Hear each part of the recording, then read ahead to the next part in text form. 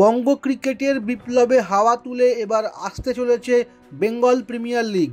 আইপিএলের ঢঙে রাজ্যভিত্তিক টি-20 লিগ, যা পাল্টে দিতে পারে এ রাজ্যের ক্রিকেট মানচিত্রই। রাজ্য ক্রিকেট সংস্থা সিএবির উদ্যোগেই নেপথ্যে অন্যতম প্রধান ভূমিকায় রয়েছে স্বয়ং সৌরভ গঙ্গোপাধ্যায়। তাই বড়সড় প্রকল্পই হতে চলেছে বলে ওয়াকিবহাল মহল আশা করছে।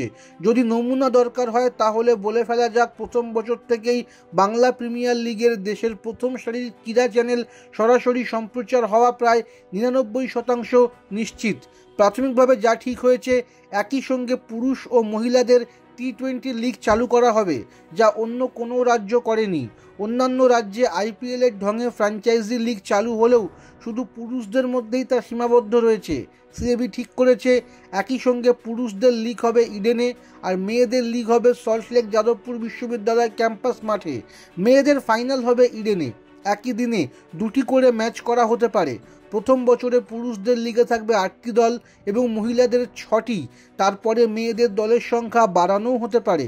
সৌরভ তো আছেনই। গত কয়েক বছর ধরে সিএবির তরফে প্রেসিডেন্ট স্নেহাশিস গঙ্গোপাধ্যায় এবং প্রাক্তন ক্রিকেটার ও সিএবি কর্তা সঞ্জয় দাস মিলে এই লিগের নকশা সাজাচ্ছেন। আশা করা হচ্ছে নতুন বছরের জুন মাস থেকেই লিগ চালু করা যাবে।